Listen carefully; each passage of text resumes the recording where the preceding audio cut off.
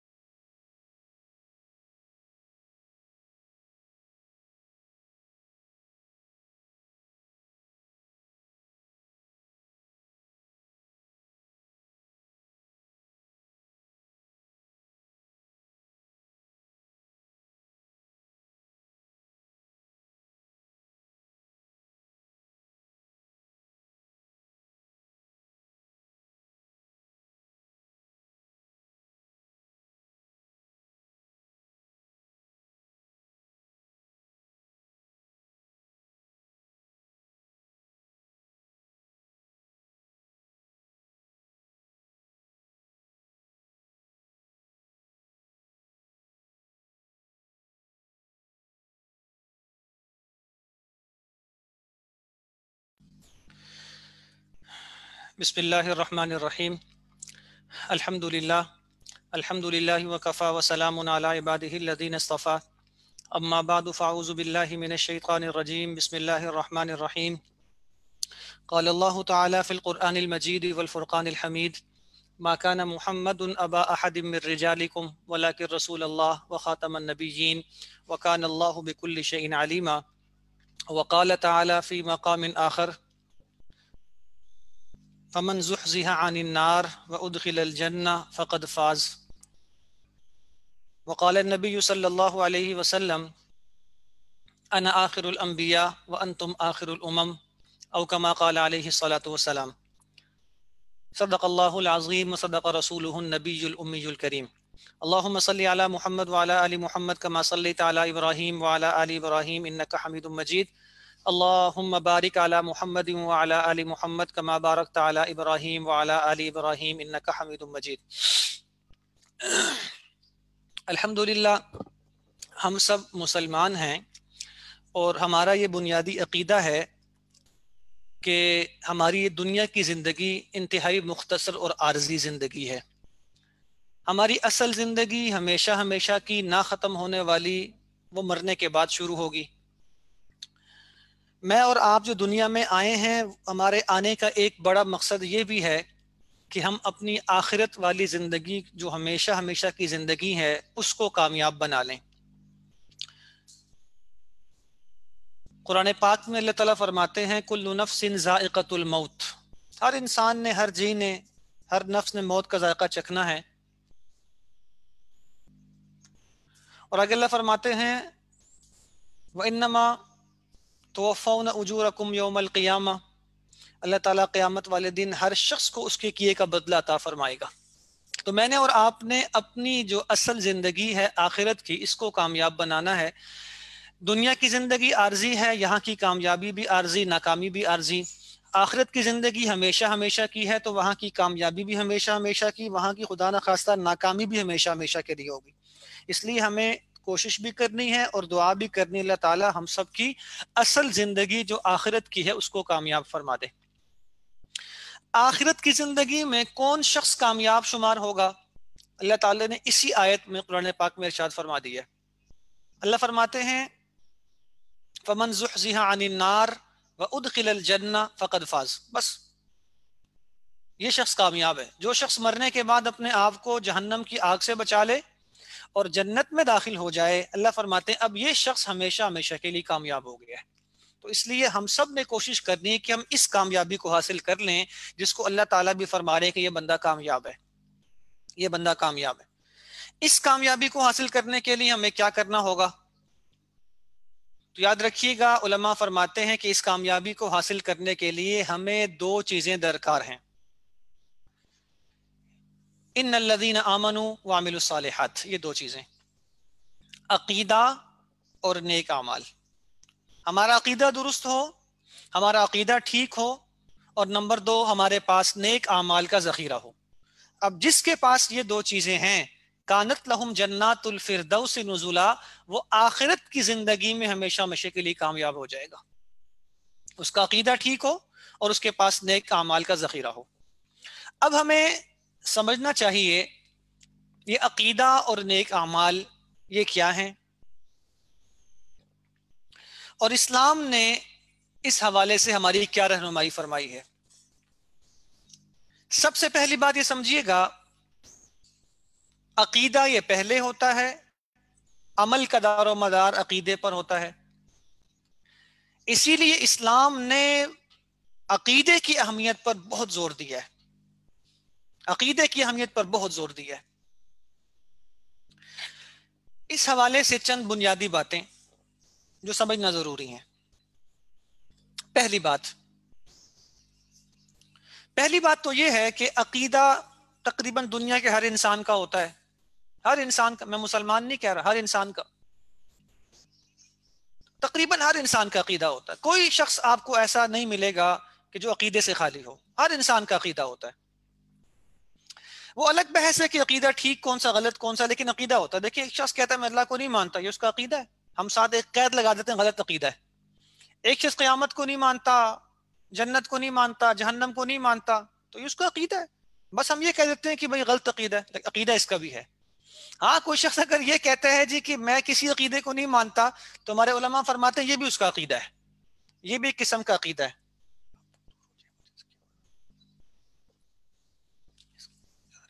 تو یہ بھی اس کا عقیدہ ہے. تو عقیدہ ہر انسان کا ہوتا ہے. تو مجھے اور آپ کو کامیابی کے لیے صرف عقیدہ نہیں چاہیے، بلکہ درست اور صحیح عقیدہ چاہیے. درست اور صحیح عقیدہ چاہیے. اب میں نے عرض کیا اسلام نے عقیدے کی اہمیت پر بڑا زور دیا ہے. اس حوالے سے چند بنیادی باتیں ہمارے سامنے ہونی چاہیے. پہلی بات یاد رکھیے گا، اسلام کا یہ اصول سمجھ لیجئے کہ عقیدے میں کمی بیشی قابل قبول نہیں ہے. عقیدے میں کمی بیشی قابل قبول نہیں ہے، کمی زیادتی قابل قبول نہیں ہے. جبکہ اعمال میں کمی بیشی ہو سکتی، گنجائش موجود ہے. مثال سے وضاحت ہو جائے گی انشاءاللہ تعالی اس کی. دیکھیں مثال کے طور پر ہم پڑھتے ہیں اسکول، کالج، یونیورسٹی، مدرسے میں، تو ہمارے ہاں مختلف امتحانات ہوتے ہیں. اب کسی بھی مضمون، کسی بھی کتاب میں پاس ہونے کے لیے 33 نمبر، کہیں 40 نمبر درکار ہیں، بندہ پاس ہو جاتا ہے. میں آپ کو مثال دیتا ہوں مدرسے کی. ہمارے مدارس میں کسی بھی سبجیکٹ کا، کسی بھی کتاب کا امتحان دینا ہے تو آپ کو 40 نمبر چاہیے پاس ہونے کے لیے. جو نمبر 40 لے لے پاس ہو جائے گا، اور جتنے نمبر بڑھتے جائیں گے اتنی اس کی پوزیشن بڑھتی جائے گی، وہ اے گریڈ اور اے پلس تک پہنچ جائے گا. لیکن کیا عقیدے میں 40 نمبر لینے والا پاس ہو جائے گا؟ یاد رکھیے گا، عقیدے میں 40 نمبر لینے والا پاس نہیں ہوتا. یہاں کمی بیشی گنجائش نہیں ہے، کمی زیادتی گنجائش نہیں ہے. دیکھیں مثال کے طور پر کوئی بندہ کہتا ہے اللہ کے بارے میں میرا عقیدہ 40% ہے، اس کو ہم پاس نہیں کہیں گے. کوئی بندہ کہتا ہے اللہ کے بارے میں میرا عقیدہ اور نظریہ 80% ہے، تب بھی فیل ہے. 90% ہے تب بھی فیل ہے. 99% تب بھی فیل ہے. ایک نمبر کم ہے تب بھی فیل ہو جائے گا.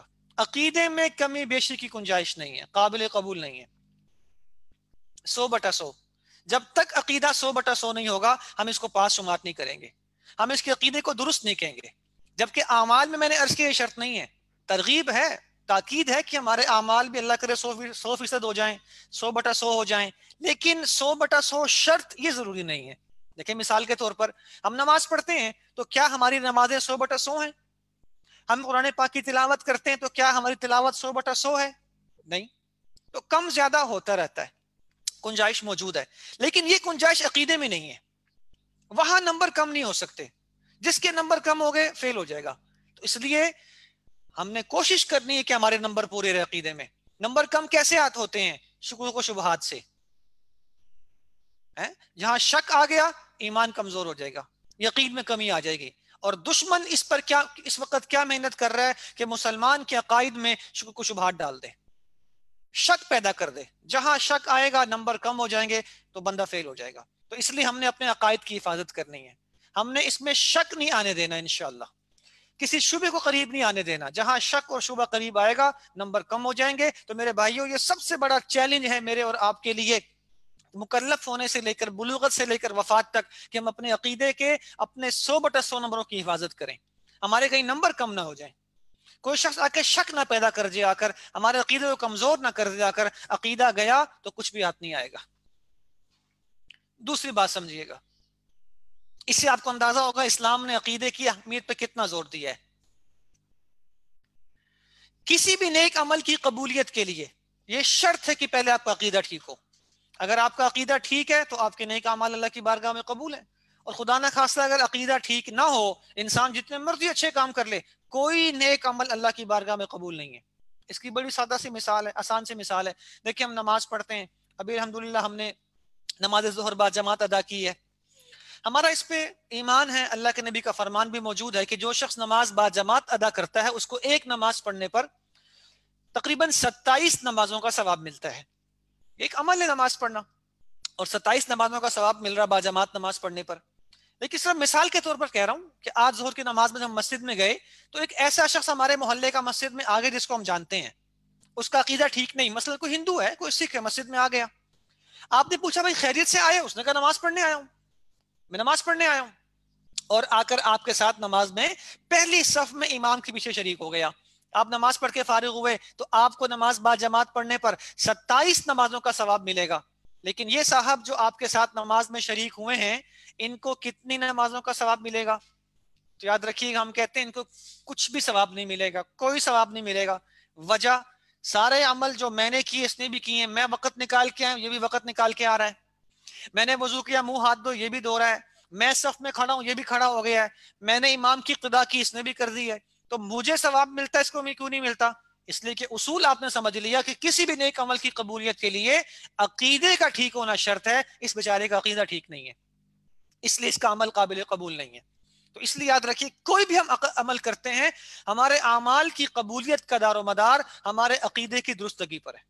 عقیدہ درست ہے، سارے نیک اعمال قبول ہو جائیں گے۔ ہم اللہ کے راستے میں خرچ کرتے ہیں، یہ خرچ کرنے کا عمل ہے، ہمارا ایک عمل تب قابل قبول ہے جب عقیدہ ٹھیک ہوگا۔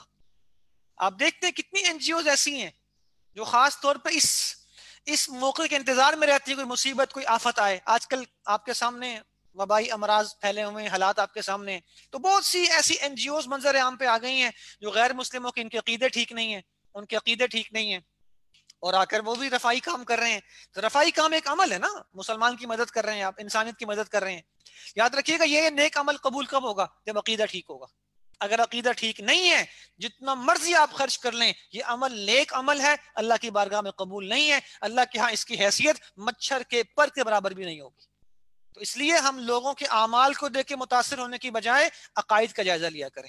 عقیدہ ٹھیک ہے تو سب عمل قابل قبول ہیں، عقیدہ ٹھیک نہ ہو کوئی عمل قابل قبول نہیں ہوتا۔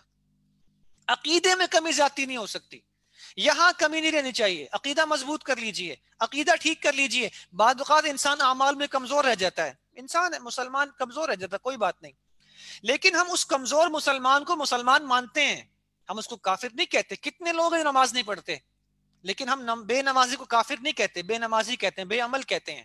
لیکن اگر اس کا عقیدہ ٹھیک نہ ہو اور ساری نمازیں پڑھنا شروع کر دے، سارے روزے رکھ لے رمضان کے، لیکن عقیدہ ٹھیک نہیں ہے، تو اس کے باوجود اس کو ہم مسلمان نہیں کہیں گے۔ اس کی بڑی سادہ سی مثال ہے جو ہم بچوں کو سمجھاتے ہیں۔ ہم کہتے ہیں کسی کاغذ پہ آپ ایک لکھیں اور ایک لکھنے کے بعد اس کے آگے صفر لگا دیں ذرا، اور یہ عمل بچوں سے کروائیں آپ، تاکہ ان کے ذہن میں عقیدے کی اہمیت بیٹھے، خود نہ کریں، بچوں سے کروائیں۔ بچے صفر لگا اس کے آگے، اب اسے پوچھیں کتنا ہو گیا، کہے گا 10 ہو گیا جی، ایک اور صفر لگوا دیں 100 ہو گیا، ایک اور لگوائیں 1000 ہو گیا۔ اب اسے کہیں کہ اس ایک کو مٹا دو، جب وہ ایک کو مٹائے گا اسے پوچھے کتنا بچا، تو وہاں 4 صفر لگے ہوئے ہوں گے، 3 صفر لگے ہوئے ہوں گے، 5 صفر لگے ہوئے ہوں گے۔ وہ پوچھے گا، آپ پوچھے کتنا بچا، کہے گا انکل صفر۔ تو آپ پوچھیں بھائی ایک کہاں ہے، تو 4 صفر لگے ہوئے ہیں، 5 صفر لگے ہوئے ہیں، پھر بھی صفر، کہے گا جی انکل کیوں، اس لیے کہ پیچھے ایک نہیں ہے۔ اس صفر کی ویلیو تب آتی جب پیچھے ایک ہوتا ہے، اس زیرو کی ویلیو تب ہے جب پیچھے ایک لگا ہوتا ہے۔ ایک ہٹا دیں، یہ صفر صفر صفر، چاہے ایک ہو چاہے سینکڑوں ہو، ان کی کوئی حیثیت نہیں ہے۔ میرے بھائیو ایسے ہی اعمال، ان کی حیثیت وہ صفر ہے، اور یہ ایک عقیدہ ہے۔ جب عقیدہ ہوگا ہر عمل کرنے پہ آپ کی ویلیو بڑھ جائے گی، آپ کا نامہ اعمال بڑھ جائے گا، کبھی 10 کبھی 100 کبھی 1000 کبھی 10,000۔ لیکن خدا نہ خواستہ عقیدہ ہٹا دیں، عقیدہ خراب کر دیں، اب آپ جتنے مرضی اچھے اعمال کرتے رہیں، وہ صفر صفر صفر صفر ہی رہے گا، اس کی کوئی ویلیو نہیں ہوگی، اس کی کوئی حیثیت نہیں ہوگی۔ تو اس لیے ہم نے اپنے عقائد کی حفاظت کرنی ہے، ہم نے اپنے عقائد کی حفاظت کرنی ہے، عقیدے کی حفاظت کرنی ہے، اس کے ساتھ ساتھ ساری زندگی نیک اعمال کرنے ہیں۔ ایسا نہ ہو کہ ہم عقیدے کی طرف توجہ ختم کر دیں۔ دشمن اس وقت اس کوشش میں ہے کہ مسلمانوں کے عقائد میں شکوک و شبہات کے ذریعے کمی پیدا کر دے، ہمارے نمبر کم کرنا چاہتا ہے۔ میرے بھائیو ایک بہت بڑا ہم پہ امتحان ہے کہ ہم نے اس امتحان میں 100/100 نمبر لے کر پاس ہونا ہے، اپنے نمبر نہیں کم ہونے دینے انشاءاللہ تعالی۔ عقیدہ ٹھیک کر لیجئے، عقیدہ مضبوط کر لیجئے، پھر ساری زندگی اللہ نے آپ کو دیا، ہم اعمال کریں۔ تو ان باتوں کا خلاصہ جو بات سمجھ آتی وہ کیا آتی کہ اسلام میں عقیدے کی بڑی اہمیت ہے۔ اسلام نے مجھے اور آپ کو عقیدے کی اہمیت پہ بڑا زور دیا ہے، بہت زور دیا ہے۔ اس لیے میں نے اور آپ نے اپنے عقیدے کی حفاظت کرنی ہے انشاءاللہ تعالی، اور ساتھ ساتھ ساری زندگی اللہ نے مجھے آپ کو دی ہے، نیک اعمال کرتے رہیں گے۔ اسلام کے عقیدے کون کون سے ہیں؟ یاد رکھیے گا ہمارے عقیدے، ہم بچوں کو بھی یاد کرواتے ہیں، آمنت باللہ و ملائکتہ و کتبہ و رسلہ والیوم الآخر، یہ ہمارے عقیدے ہیں۔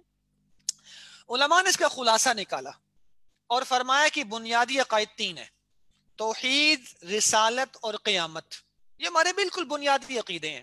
قرآن پاک بھی اگر آپ پڑھیں گے تو آپ کو یہ تینوں عقیدے بہت تفصیل سے ملیں گے، خصوصاً مکی صورتوں میں تو یہ عقائد بھرے پڑے ہیں، توحید، رسالت اور قیامت، یہ ہمارے بنیادی عقائد ہیں۔ یاد رکھیے گا ان تینوں بنیادی عقائد میں عقیدہ رسالت، یہ اہمیت کے لحاظ سے اور زیادہ اہم ہے، اور زیادہ اہم ہے اہمیت کے لحاظ سے، اس کی اہمیت بہت زیادہ ہے۔ کیوں؟ اس کو سمجھ لیجیے کہ عقیدہ رسالت کی اہمیت کیوں زیادہ ہے۔ اس کو سمجھنے کے لیے ضروری ہے آپ یہ بات سمجھ لیجیے کہ مجھے اور آپ کو جتنے بھی عقیدے ملے ہیں وہ عقیدہ رسالت کے توسط سے ملے ہیں، وہ عقیدے مجھے اور آپ کو عقیدہ رسالت کے واسطے سے ملے ہیں۔ ہم اللہ تعالیٰ کو مانتے ہیں، وحدہ لا شریک مانتے ہیں، بغیر دیکھے مانتے ہیں، یہ کس کے بتانے اور سمجھانے پہ مانتے ہیں؟ رسول کے۔ ہم قیامت کے عقیدے کو مانتے ہیں، جنت جہنم کو مانتے ہیں، دیکھا نہیں ہے، یہ کس کے بتانے پر مانتے ہیں؟ رسول کے۔ ہم قرآن پاک کو اللہ کا کلام، اللہ کی آخری کتاب مانتے ہیں، ہم نے نہ اس کو اترتے ہوئے دیکھا ہے لیکن اس کے باوجود مانتے ہیں، کس کے بتانے پر؟ رسول کے۔ یاد رکھیے گا عقیدہ رسالت اپنی اہمیت کے لحاظ سے بہت زیادہ اہم ہے، بہت زیادہ اہم عقیدہ ہے۔ اس کی مثال یوں سمجھ لیجئے، علماء فرماتے ہیں کہ اگر اسلام کو آپ تشبیہ دیں ایک درخت سے تو عقیدہ رسالت اس کی بنیاد، اس کی جڑ ہے۔ اگر ہم اسلام کو تشبیہ دیں ایک عمارت سے تو یاد رکھیے عقیدہ رسالت اس کی بنیاد ہے، یہ بنیاد کی حیثیت ہے، یہ جڑ کی حیثیت ہے۔ جڑ ٹھیک ہے، درخت سلامت ہے، اس پہ پھل بھی آئے گا، پھول بھی آئے گا۔ اگر بنیاد سلامت ہے پوری عمارت سلامت ہے، اور خدا نہ خواستہ اگر بنیاد ہلا دی جائے، خدا نہ خواستہ جڑ کاٹ دی جائے تو یاد رکھیے کوئی عقیدہ سلامت نہیں رہتا۔ جی ہاں، کوئی عقیدہ سلامت نہیں رہتا۔ عقیدہ رسالت یہ میری اور آپ کی بنیاد ہے، اسی کے توسط اور اسی کے واسطے سے ہمیں سارے عقیدے ملتے ہیں۔ ہم جو سب عقیدوں کو مانتے ہیں رسول واسطہ ہیں، اگر واسطے کو ختم کر دیں سارے عقیدے ہاتھ سے نکل جاتے ہیں۔ عقیدہ رسالت ہے کیا؟ مختصر ہے کیا کہ اللہ تعالیٰ نے ہماری ہدایت کے لیے جو انبیاء کا سلسلہ شروع فرمایا تھا اس میں پہلے نبی آدم علیہ السلام ہیں، اور یاد رکھیے کہ ہمارا عقیدہ ہے کہ نبوت اور رسالت یہ اللہ کا چناؤ ہے، اللہ کا انتخاب ہے۔ کوئی شخص خود کوشش کرے، خود محنت کرے میں نبی بن جاؤں، رسول بن جاؤں، ایسا نہیں ہو سکتا۔ یہ محض چناؤ ہے، محض چناؤ ہے، اللہ جس کو چن لے، جس کا انتخاب فرما لیں۔ اور اللہ تعالیٰ نے کم و بیش 1,24,000 کا انتخاب فرمایا۔ اور یاد رکھیے گا ہمارا یہ بھی عقیدہ ہے جو رسول ہے وہ معصوم ہے، گناہ اس کے قریب بھی نہیں آ سکتا۔ پہلے نبی حضرت آدم علیہ السلام اور آخری جناب نبی کریم صلی اللہ علیہ وسلم۔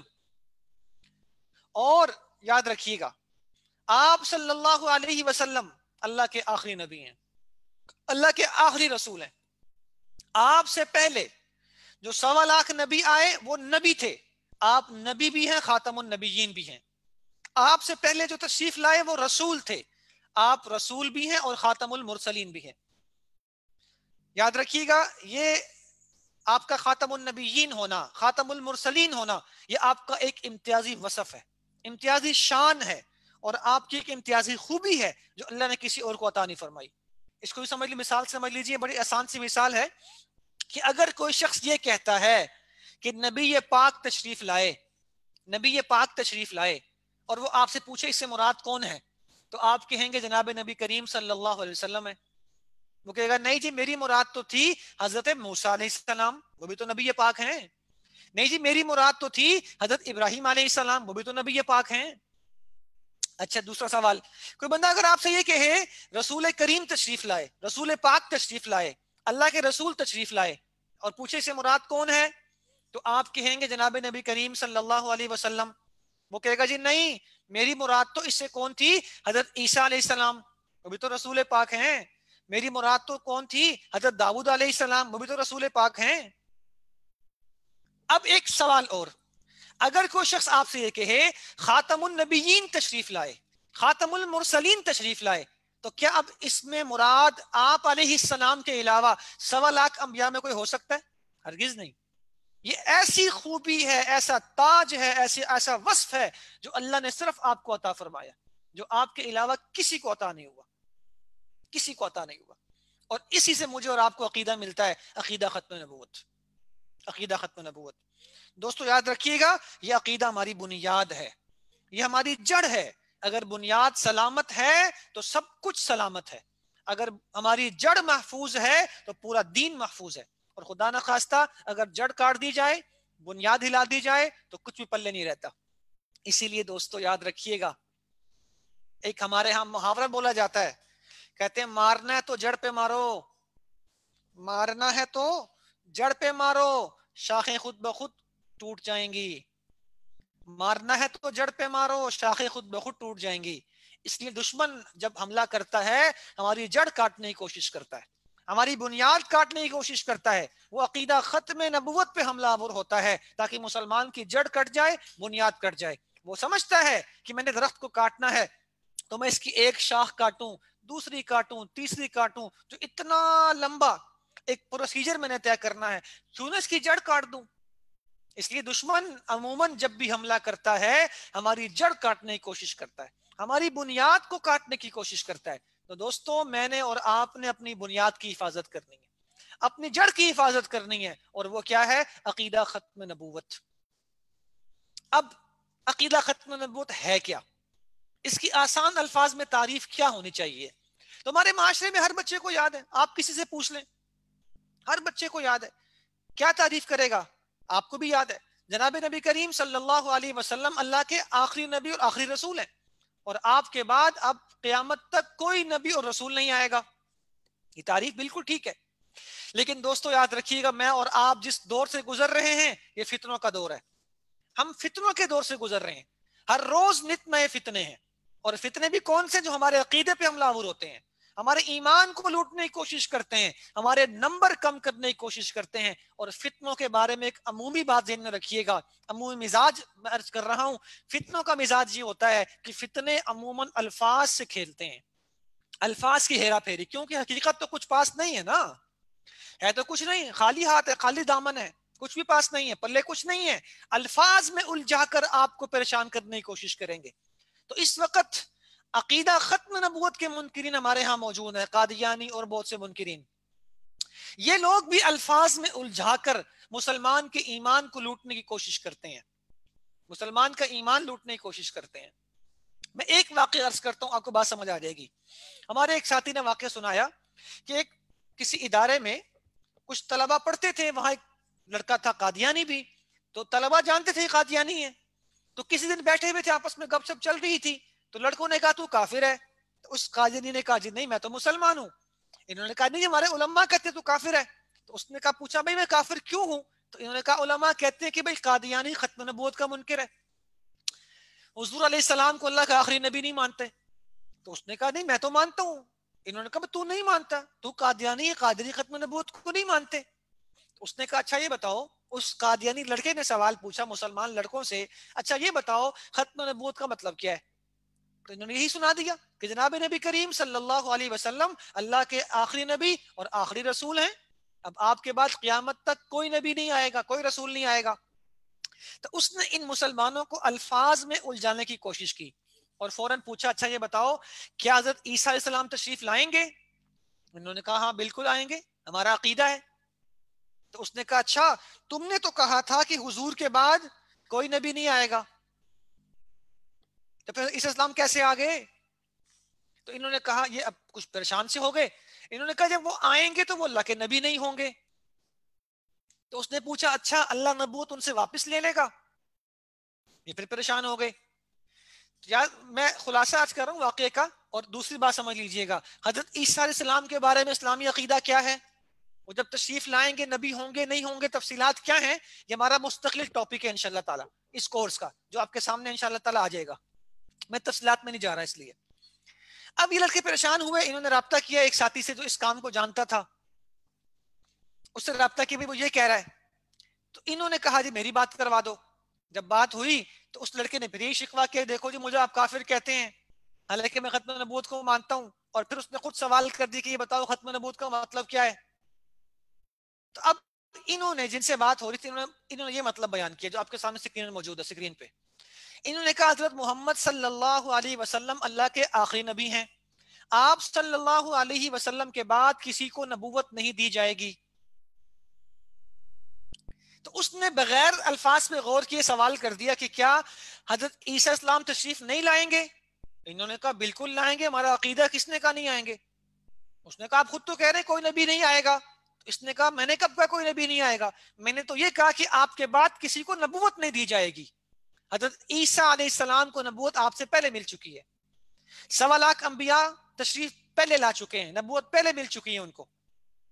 अब जितने भी झूठे हैं उन सब का ये दावा है कि हमें नबूवत हुजूर के बाद मिल रही है, हमारा जमाना हुजूर के बाद का है। या फिर ये कह लें कि आप सल्लल्लाहु अलैहि वसल्लम के बाद कोई नबी पैदा नहीं होगा। जितने झूठे हैं सब बाद में पैदा हुए हैं, जबकि हज़रत ईसा अलैहि सलाम, इनका जमाना, इनकी पैदाइश, इनको नबूवत हुजूर से पहले मिली है। 1.25 लाख जो नबी हैं, अब नबियों की तादाद में इजाफा नहीं होगा।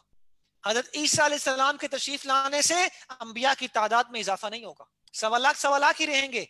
लेकिन जितने झूठे आए हैं, जितने झूठे आए हैं जो ये कहते हैं हम अल्लाह के नबी हैं, याद रखिएगा उनके आने से 1.25 की तादाद में इजाफा होता है। तो मेरा और आपका अकीदा क्या है कि हुजूर अलैहि सलाम अल्लाह के आखिरी नबी। इसीलिए खत्म नबूवत का एक मतलब मोहर भी है, मोहर।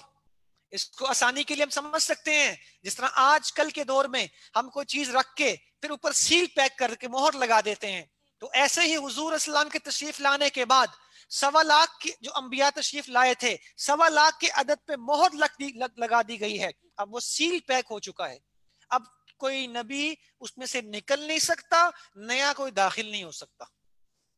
खत्म नबूवत हमारी बुनियाद है, हमारी बुनियाद है। यह अकीदा कितना अहम है, कितना जरूरी है, इसके लिए हमारे सामने इमाम आजम इमाम अबू हनीफा रहमतुल्लाह का फतवा मौजूद है कि उनसे किसी ने सवाल किया कि हजरत अगर कोई शख्स नबूवत का झूठा दावा करे तो क्या नबूवत के झूठे दावेदार से हम कोई दलील मांग सकते हैं उसके सच्चे होने की? भाई अगर तू सच्चा दलील दे, तेरे पास क्या निशानी है, निशानी बता।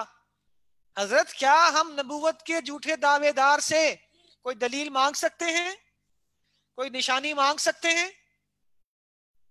हजरत ने अजीब फतवा इरशाद फरमाया, फरमाया मन तलब मिन्हु अलामतन फकद कफर।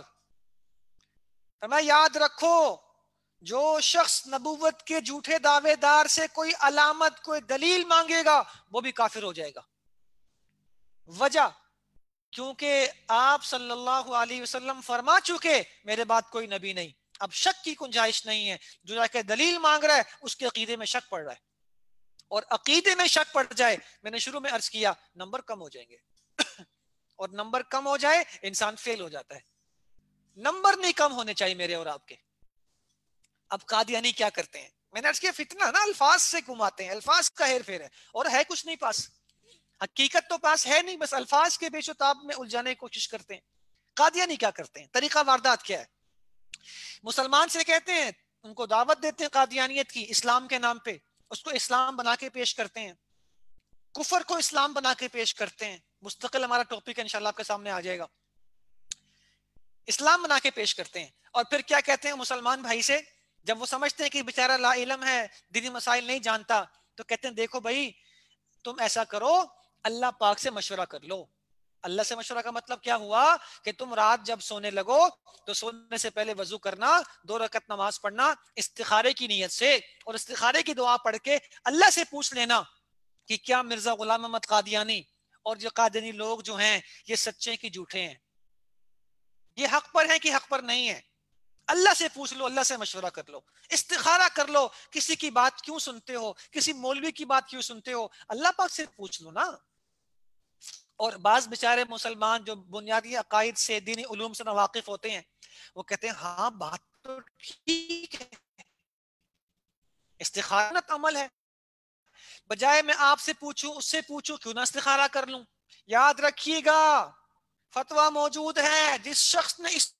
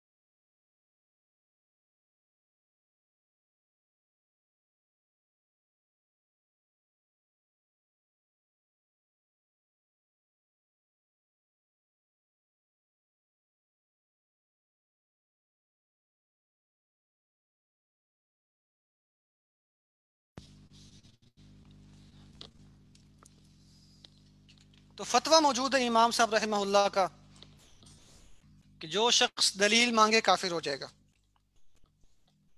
ایک لطیفہ ہوا ہمارے دوست کے ساتھ. اس کو کسی قادیانی نے کہا کہ جناب استخارہ کر لو،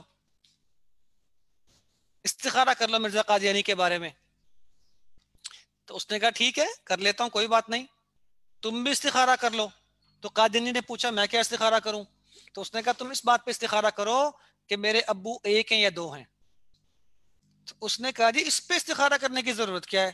تو انہوں نے کہا جی آپ کر کے تو دیکھیں، آپ کو دو ابو نظر آئیں گے رات میں. تو وہ کچھ چڑ گیا اور چڑ کے کہنے لگا جی مجھے ضرورت ہی نہیں، مجھے پتا میرے ابو ایک ہیں. تو اس نے کہا بھائی مجھے بھی ضرورت نہیں ہے، مجھے پتا حضور آخری نبی ہیں، مجھے بھی ضرورت نہیں ہے. یاد رکھیے گا ایک اصولی بات سمجھ لیں، استخارہ عقیدوں پر نہیں ہوتا، استخارہ اعمال پہ ہوتا ہے. کوئی بندہ یہ استخارہ شروع کر دے اللہ پاک ایک ہیں یا دو ہیں، قیامت آنی کی نہیں آنی، جنت ہے کہ جہنم، جنت ہے کہ نہیں ہے، یہ استخارے نہیں ہوتے. تو اس لیے یاد رکھیے گا بڑا اہم عقیدہ ہے. اسی طرح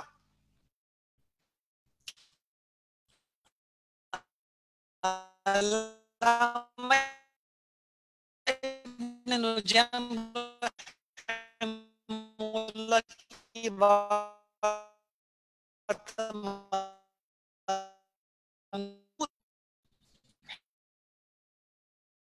فرماتے ہیں کہ حضور صلی اللہ علیہ وسلم اللہ کے آخری نبی ہیں، فرمایا وہ شخص ہرگز مسلمان نہیں ہو سکتا. کیوں؟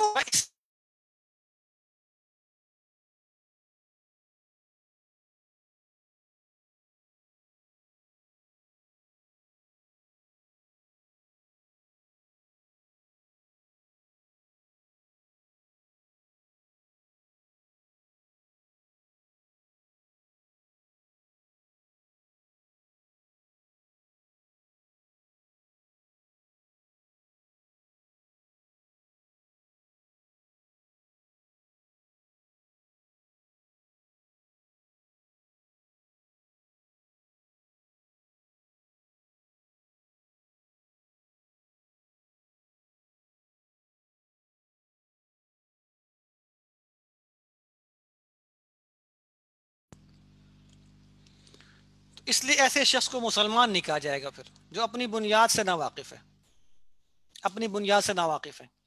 اسی اہمیت کے پیش نظر قرآن پاک میں اللہ تعالیٰ بار بار اس عقیدے کو بیان فرما رہے ہیں.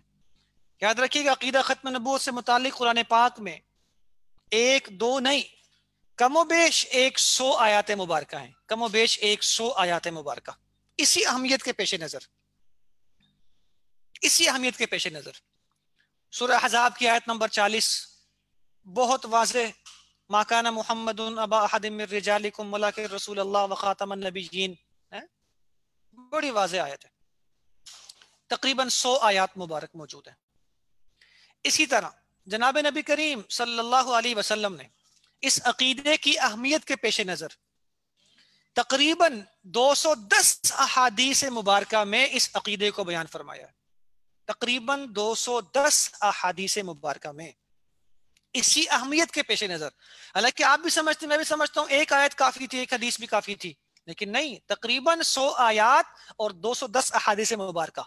آپ علیہ السلام نے اپنے آخری خطبہ حجۃ الوداع کے موقع پر یہی بات فرمائی، یا ایھا الناس، اے لوگو، انہ لا نبی بعدی ولا امۃ بعدکم، میرے بعد کوئی نبی نہیں ہوگا اور نہ تمہارے بعد کوئی امت ہوگی، میں آخری نبی ہوں، تم آخری امت ہو.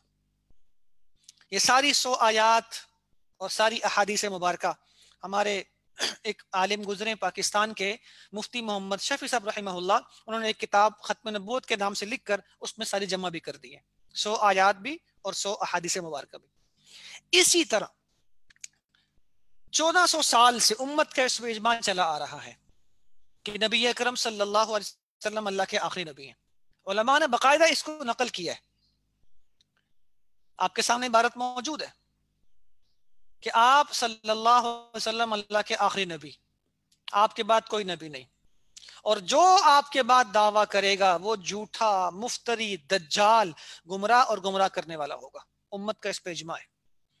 اس طرح علماء کرام یہ بھی فرماتے ہیں کہ آپ صلی اللہ علیہ وسلم کا خاتم النبیین ہونا ان عقائد میں سے ہے جس پر کتاب اور سنت اس کو وضاحت سے بیان کر رہی ہے، اور پوری امت کا اس پر اجماع ہے، اور یاد رکھیے گا جو اس کے خلاف دعویٰ کرے گا وہ کافر ہے۔ پوری امت کے اس عقیدے پر اجماع ہے۔ نبی اکرم صلی اللہ علیہ وسلم کی جو احادیث مبارکہ ہیں ان میں ہمیں ایک حدیث مبارکہ ملتی ہے جس میں آپ علیہ السلام نے امت کو خبردار کیا اور پیشن گوئی فرمائی۔ آپ نے فرمایا سیکون فی امتی ثلاثون کذابون، میری امت، یاد رکھنا، خبردار کر رہے ہیں مجھے اور آپ کو اللہ کے نبی، جی آپ نے فرمایا کہ میری امت میں 30 جھوٹے ہوں گے، کلہم یزعم انہ نبی، ہر ایک کہے گا میں اللہ کا نبی ہوں، یاد رکھو وانا خاتم النبیین لا نبی بعدی، حالانکہ میں خاتم النبیین ہوں، میرے بعد کوئی نبی نہیں، میرے بعد کوئی نبی نہیں۔ خبردار کر دیا امت کو آپ نے، فرمایا 30 جھوٹے آئیں گے، 30۔ ایک روایت میں کذاب کہا اور ایک روایت میں دجال کہا، وہ کذاب ہوں گے، وہ دجال ہوں گے، سب سے بڑے جھوٹے ہوں گے، سب سے بڑے فراڈی ہوں گے۔ وہ جھوٹے اور فراڈی تو ہو سکتے ہیں، اللہ کے نبی اور رسول نہیں ہو سکتے۔ چنانچہ ان جھوٹوں کا سلسلہ نبی اکرم صلی اللہ علیہ وسلم کی زندگی میں شروع ہو گیا۔ ہمیں ملتا ہے کہ آپ علیہ السلام کی زندگی میں یمن سے ایک شخص اٹھا جس کا نام تھا اسود عنسی۔ اس بدبخت نے اٹھ کے دعویٰ کیا کہ میں اللہ کا نبی ہوں، اور بہت سے لوگوں کو بے ایمان اور گمراہ کر دیا۔ بہت سے لوگ ایسے تھے جنہوں نے اس کو نبی ماننا شروع کر دیا۔ ایک مشہور تابعی صحابی ہیں حضرت ابو مسلم خلانی رحمہ اللہ، اگرچہ یہ ایمان تو آپ علیہ السلام کی زندگی میں لے آئے تھے، لیکن آپ کی زیارت اور آپ کی صحبت سے محروم ہے، کہ صحابی نہیں تابعی ہیں، مسلمان تھے۔ اسود عنسی بدبخت نے ان کو بھی پکڑا اور اپنی نبوت منوانے کی کوشش کی، لیکن انہوں نے آپ کی نبوت کو نہ مانا، اسود عنسی کی نبوت کو نہیں مانا۔ اسود عنسی نے آگ جلوا کے حضرت مسلم خلان رحمہ اللہ کو آگ میں پھینکوا دیا۔ اللہ تعالیٰ نے ان کو آگ سے زندہ سلامت ایسے باہر نکالا کہ مورخین نے لکھا کہ ان کا ایک بال بھی نہیں جلا۔ اسی لیے کہا جاتا ہے کہ اس امت کے حضرت ابراہیم ہے، اپنے عقیدے کی حفاظت کی، اپنے عقیدے کی حفاظت کی۔ چنانچہ اسود عنسی نے دعویٰ کیا میں اللہ کا نبی ہوں۔ یمن میں موجود ایک صحابی حضرت فیروز دیلمی رضی اللہ عنہ جب اس کی خبر ملی تو جا کر اسود عنسی کو قتل کیا، جہنم واصل کیا، اور اس فتنے کو ہمیشہ کے لیے ختم کر دیا، اس فتنے کو ہمیشہ کے لیے ختم کر دیا۔ آپ علیہ السلام کو جب اس واقعے کی اطلاع ملی اور اپنے جانثار صحابی کے اس کارنامے کی اطلاع ملی تو آپ نے فرمایا فاز فیروز، فیروز صحابی نے وہ عمل کیا ہے کہ ہمیشہ کے لیے کامیاب ہو گئے۔ اسی طرح ہمیں تاریخ میں ایک اور شخص کا نام ملتا ہے، مسیلمہ، جس کا اصل نام تو مسیلمہ بن حبیب تھا، لیکن تاریخ میں مسیلمہ ایک کذاب کے نام سے مشہور ہے۔ آپ علیہ السلام کی زندگی میں حیات مبارکہ میں اس نے بھی نبوت کا دعویٰ کیا، اور اس نے بھی کہا میں اللہ کا نبی ہوں، اور کئی ہزار لوگوں کو گمراہ کر دیا، عصبیت کے نام پہ، قومیت کے نام پہ، دھوکے اور فراڈ کے نام پہ۔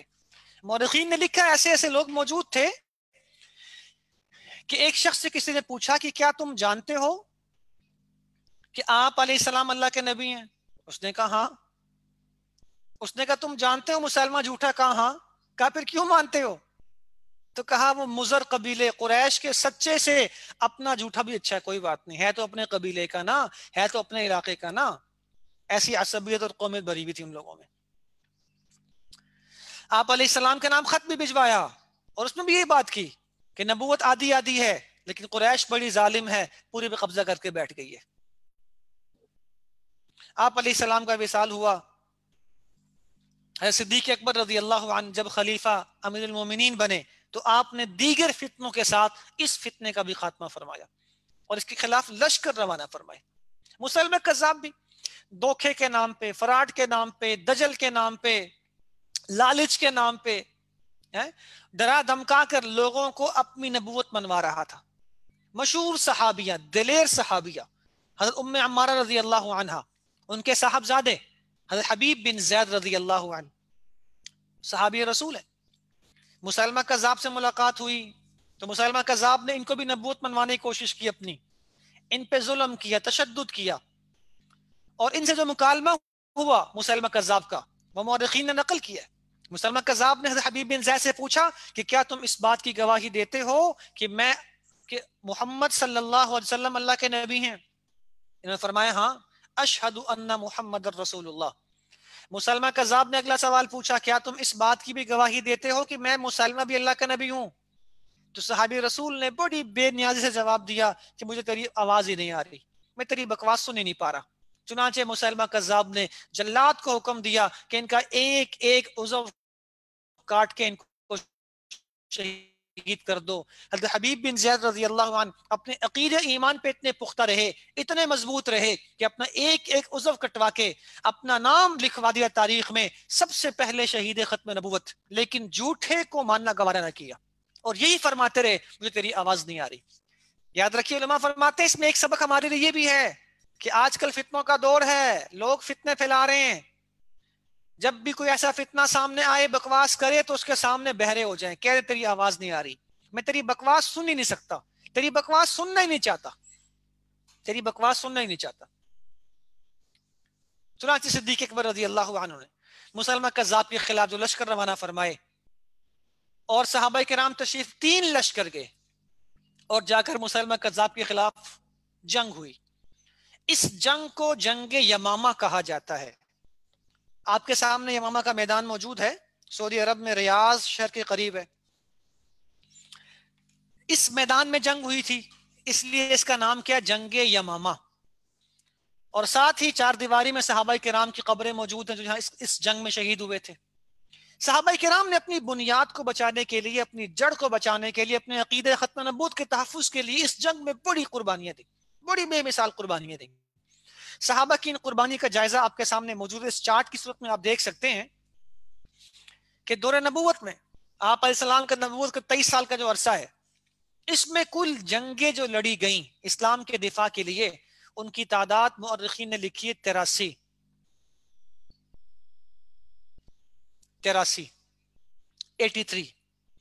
اور ان 83 جنگوں میں جو کل صحابہ کرام شہید ہوئے ہیں ان کی تعداد مؤرخین نے لکھی 259، بس 259۔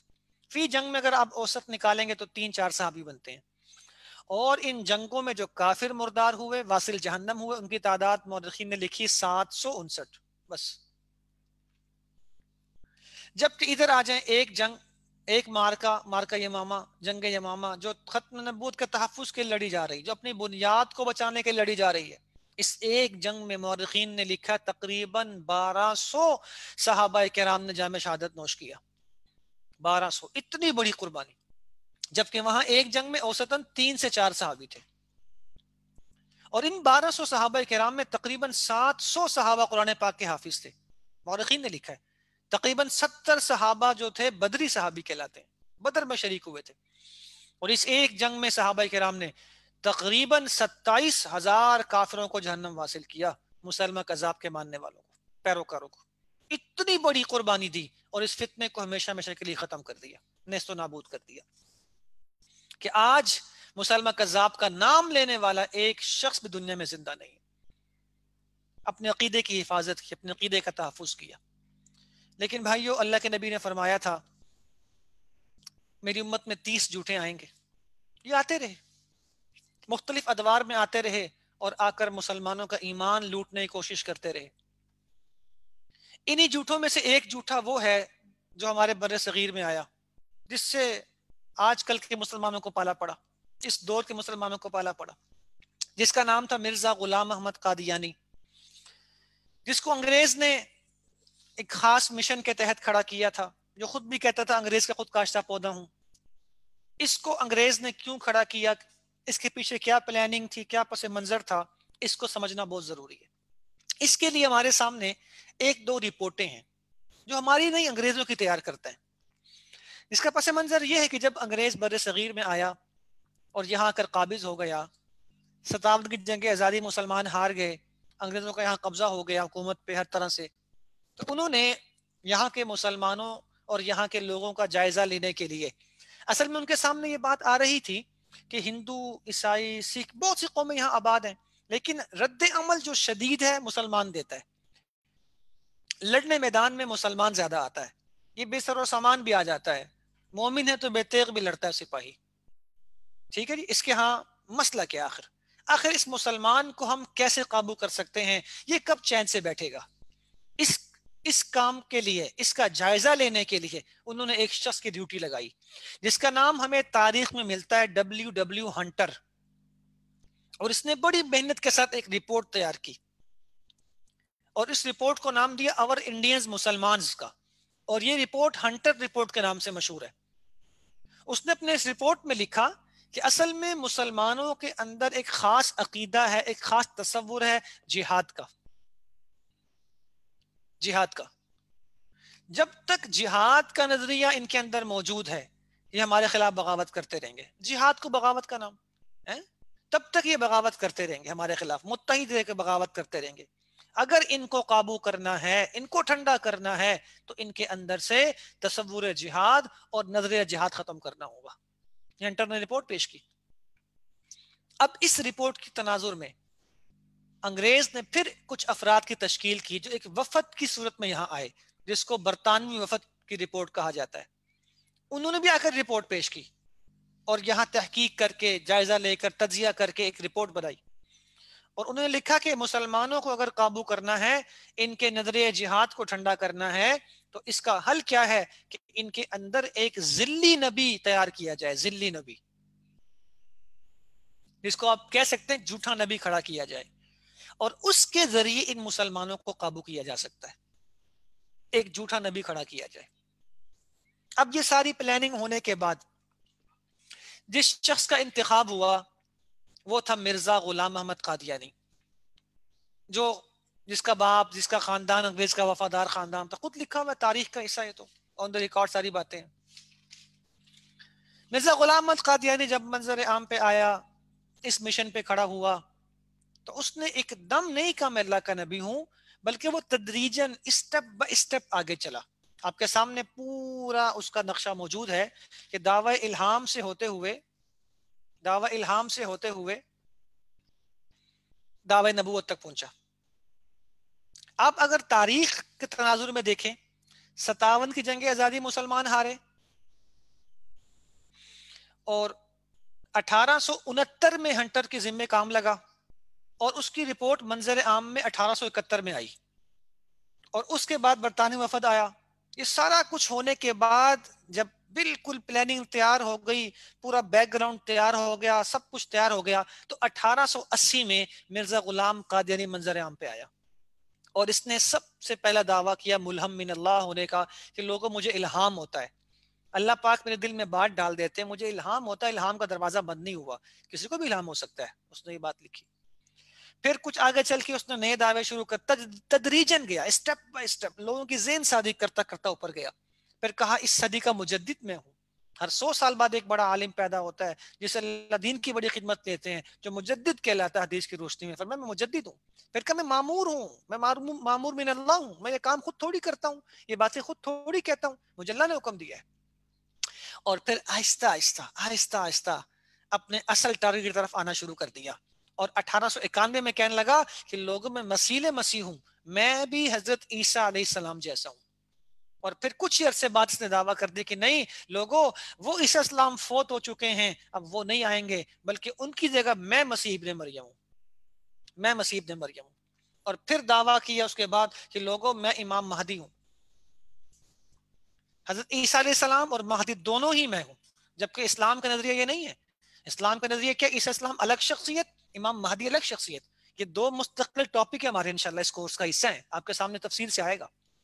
اور پھر چلتے چلتے آہستہ آہستہ ذہن سازی کرتے کرتے کرتے 1901 میں اس بدبخت نے صراحتاً دعویٰ کر دے کہ لوگوں میں اللہ کا نبی ہوں، میں اللہ کا نبی ہوں، میں اللہ کا نبی ہوں.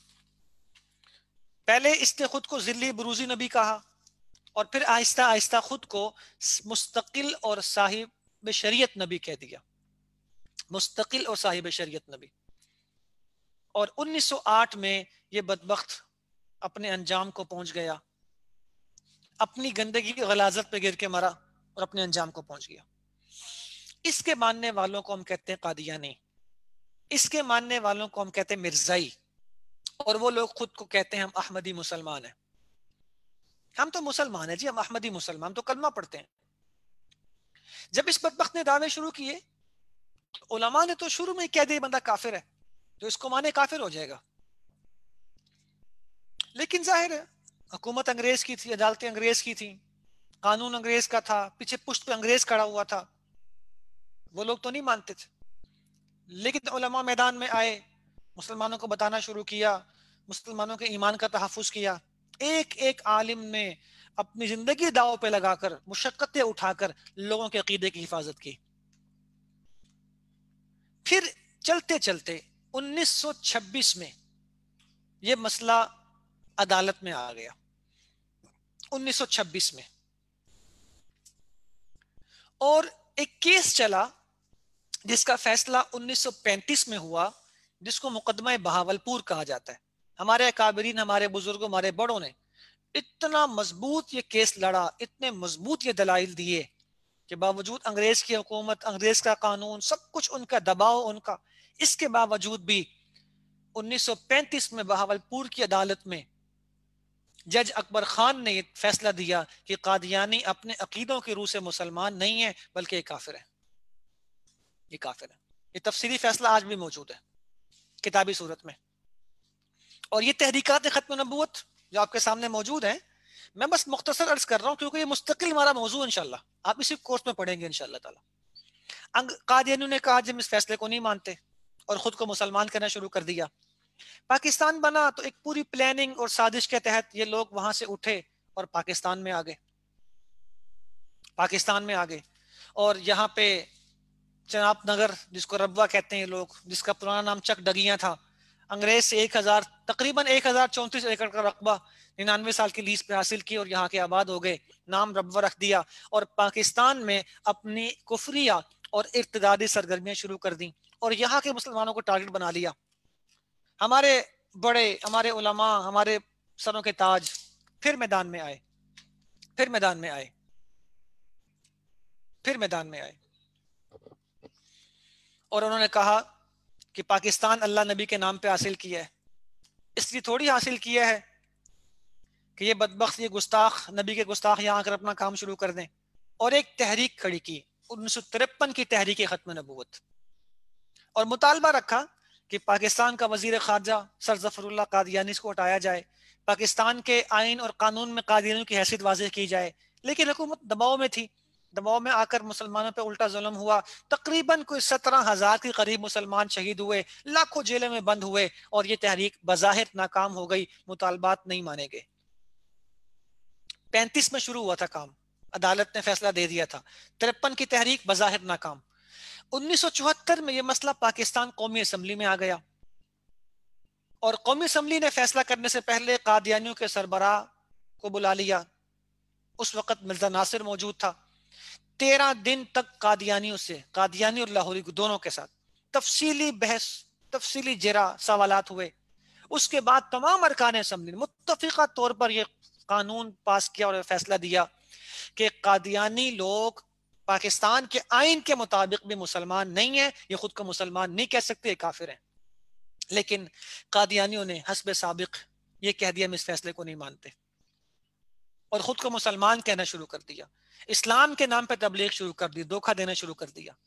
10 سال کے بعد 1984 میں ایک اور تحریک اٹھی اور ایک نیا قانون پاس کیا گیا امتناع قادیانی آرڈیننس کے نام سے، اور جس میں یہ فیصلہ کیا گیا کہ یہ جو قادیانی خود کو مسلمان شو کرے گا، مسلمانوں کو دھوکہ دے گا، اپنے مذہب کی تبلیغ کرے گا، اسلامی شعائر علامتیں استعمال کرے گا، اپنے بدبخت کو محمد کہے گا یا اس کے ماننے والوں کو صحابی کہے گا یا اپنی عبادتگاہ کو مسجد، کوئی بھی ایسی علامت استعمال کرے گا جو مسلمانوں کی ہے، اس کو 3 سال جیل اور جرمانہ بھی ہوگا. اس پر پھر شوٹ ڈال دیا قادیانیوں نے، ہم اس فیصلے کو بھی نہیں مانتے، پہ ظلم ہو رہا ہے. میں نے عرض کیا یہ ہمارے مستقل ٹاپک ہے انشاءاللہ تعالی، ہم اس کو بھی نہیں مانتے. اور ایسا پروپیگنڈا پھیلا دیا معاشرے میں کہ لوگوں ہم تو کلمہ پڑھتے ہیں، ہم کافر کیوں ہو گئے، ہم تو سارے کام کرتے ہیں، ہم کافر کیوں ہو گئے، دیکھو جی ہم تو نماز بھی پڑھتے ہیں، ہم تو رفاہی کام بھی کرتے ہیں، ہمارے اخلاق کتنے اچھے ہیں، پھر بھی ہمیں کافر کہا جاتا ہے. میں نے شروع میں آپ کے سامنے عرض کیا تھا کہ انسان کے ایمان کفر کا دار و مدار عقیدے پر ہوتا ہے. عقیدے کو دیکھ کر آپ فیصلہ کر سکتے ہیں کون مسلمان ہے کون کافر ہے، کون مسلمان ہے کون کافر ہے۔ اس لیے ہم کسی کے اچھے اخلاق کو دیکھ کر کسی کے فراڈ کو دیکھ کر اس سے متاثر نہ ہوا کریں۔ ہماری ایک لمبی تاریخ ہے، ختم نبوت کی تاریخ تو 14 صدیاں پرانی ہے، لیکن صرف بر صغیر میں اگر آپ اٹھا کے دیکھیں تو 1880 سے لے کر آج 2020 تقریباً 140 سال کی ہماری تاریخ ہے، اور یہ ویسے ہی فیصلے نہیں ہو گئے۔ 1935 میں جو فیصلہ دیا بہاول پور کی عدالت نے، عجیب فیصلہ ہے، یہ فیصلہ پڑھنا چاہیے ہمیں۔ اگر نہیں پڑھ سکتے تو ہمارا یوٹیوب چینل ہے شبان میڈیا کے نام سے، وہاں مقدمہ بہاول پور کے نام سے پوری ویڈیو موجود ہے۔ اس مقدمے میں جو خاتون مسلمان تھی ان کے صاحبزادے ہیں پروفیسر یحییٰ صاحب، ان کی پورا ان کا انٹرویو موجود ہے، آپ سن سکتے ہیں، آپ کے سامنے حقیقت آئے گی ہے کیا۔ شبان میڈیا کے نام سے یوٹیوب چینل ہمارا ہے، وہاں ویڈیو موجود ہے۔